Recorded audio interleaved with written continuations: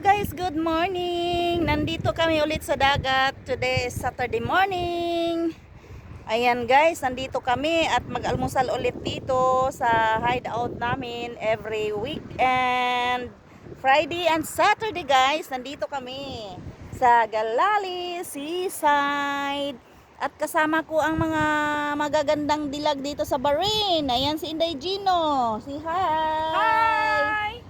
Si Slayla nakatalikod. Ang laki-laki ng likod niya. At si Donya Marlene, ayan ang madam namin, si Marlene Daleso. Ayan. Nandito kami, mababaw ang dagat, guys. Mababaw ang dagat.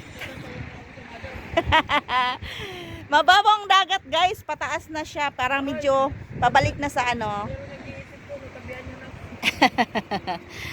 Dito kami guys, dito ang hangout namin guys, pag kahit maraming mga problema, pag nandito kami guys, pasingtabi muna yung mga problema guys, kasi gusto namin yung fresh air, makatingin kami sa malayo, nga wala kaming yung free nga pag-iisip ba, nga wala munang problema. Ayan, dito kami, kaya andyan din kayo kasi nandito kami.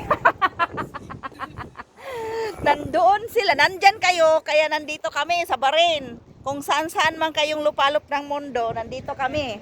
Anong oras na ba ngayon? Inihintay lang namin yung mother namin, yung panganay namin. Sabi pupunta daw, iwan ko kung anong oras na. Ayan guys.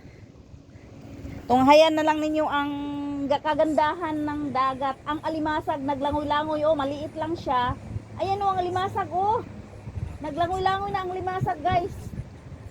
Ayan, pataas-taas na ang dagat. Mamaya, pagka medyo tapos na kaming kumain guys, taas na yung dagat guys. Sana may pusit nga maligaw dito banda.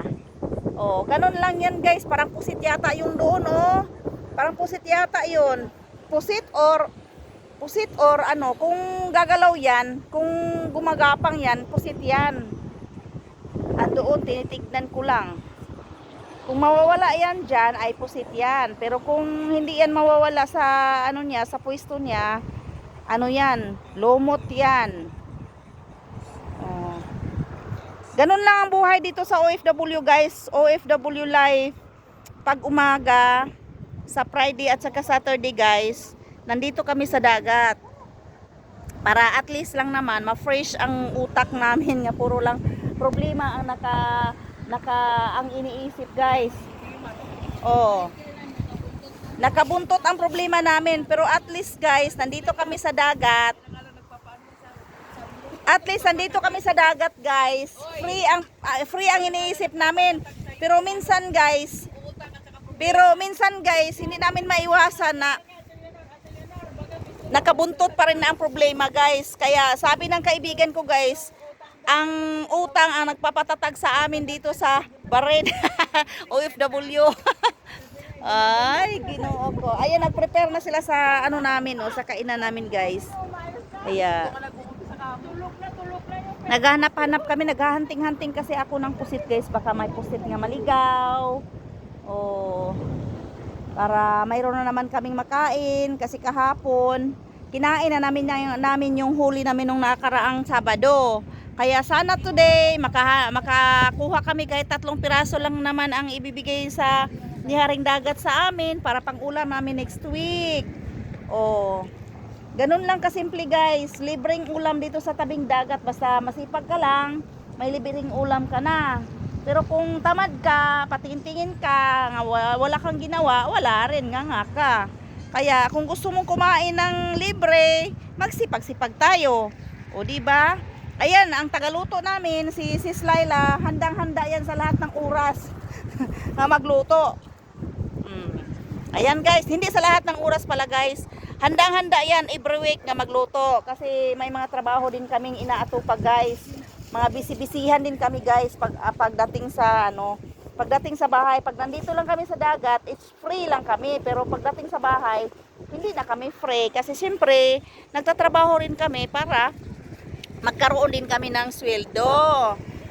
Wag ninyong isipin guys nga nandito kami sa dagat naggala-gala lang kami, pero ang totoo dyan guys, ang oras namin is limited lang.